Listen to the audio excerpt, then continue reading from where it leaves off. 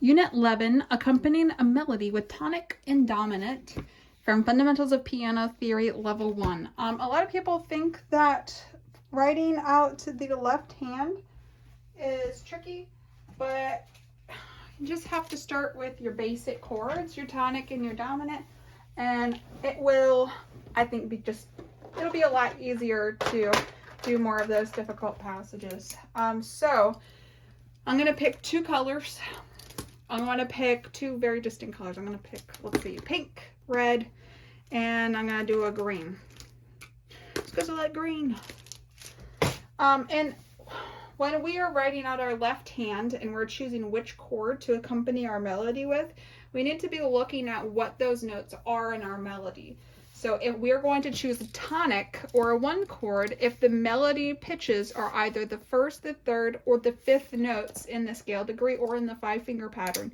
For these passages, we're only using 5-finger patterns. And if it's the first, the third, or the fifth, then we're going to use a one chord. If it is the second or the fourth, then we're going to use the dominant or the 5 chord. So they did the first one for us. And they wrote out the scale degrees on it as well. So 1, 3, 5, 3, that's a 1, 4, 2, 2, 2, 3, 4, 2, and there were primarily 2 and 4 pitches. So they used a 5 chord, and then 5, 3, 1, and a 1 chord.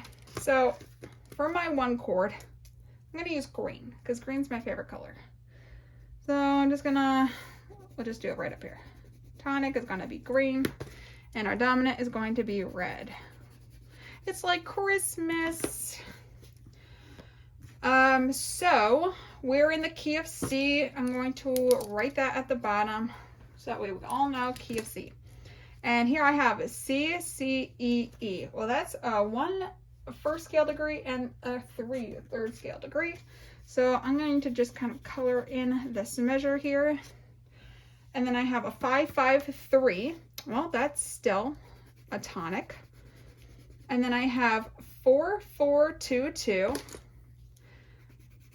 And I'm not saying my finger numbers. And a lot of people, they don't want to learn the notes names. They want to just learn their finger numbers and associate the notes on the staff that way. But that's not going to do you good because your hands don't always stay in the same position. I am saying the scale degrees. So not the finger numbers, the scale degrees. And it says 5, 3, 1. So this is a 1, 1, 5, 1.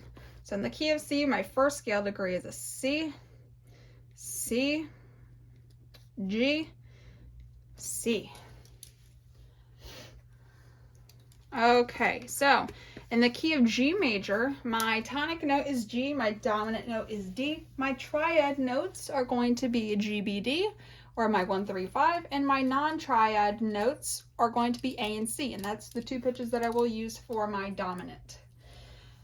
And let's see, I have 1, 3, 5, 3. That's going to be tonic. And then I have 4, 3, 2. I have a 4 and a 2. So that's going to be dominant. I have 2, 3, 4, 2. I use dominant again. And then I have 3, 5, 1. So I have a 1, a 5, a 5, and a 1. And I'm going to say this is the key of G major. My first note is G, D, D, and a G. That's all there is to this. Pretty, I think, straightforward. Just matching up our pitches. And we're essentially taking baby steps into composing. So if you're asking yourself, what is the purpose of this? You can't just go straight into composing music. You have to learn very small steps, very basics, vocabulary, what can match with what. And right now we're matching scale degrees 1, 3, 5 with our tonic and scale degrees 2 and 4 with our dominant. And we're just kind of associating it with different keys. So just kind of stepping into the water. Okay, we're in the key of F major. My tonic note is F. My dominant note is C. My triad notes are F, A, C. And my non-triad or dominant notes are going to be G and B flat. So I have a 5 and a 1. That's going to be a 1 chord. And I have a 3, 5, 3, 1. And then I have a 2, 4, 2. And then I have a 1.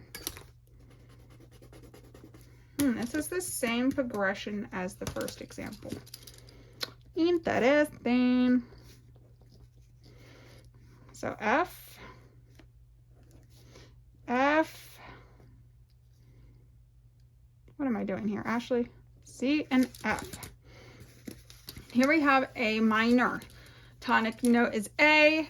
Dominant note is E. Triad notes are A, C, and E for our 1 chord, and non-triad dominant pitches are going to be B and D. I have A, which is 1, 3, 4, 5. Those are primarily triad notes. I have a 2 and a 4. And then I have a 2, 3, and a 4. That is my doggy. Doggy! And then I have a 1 and a 3. This one is exactly like our exercise in G major, making sure I'm using a lowercase Roman numeral for our 1 chord, but still uppercase 5. Oh, still need this, Ashley. My goodness, what does she see out there? Let me close the door. Hodor, Hodor. Would it be Kodor? Kodor. Or close the door. So what do we notice from this is that all of our exercises end in a 1 chord. All of our exercises start with a 1 chord. They don't, you know, it's nice. And all of our exercises have a 5 chord, the measure before the end of our piece. So that's nice. And we'll talk more about what this is and what type of cadence this is later. So just kind of keep that in mind. That is there for a reason, and it is a type of cadence. And that's the end of Unit 11.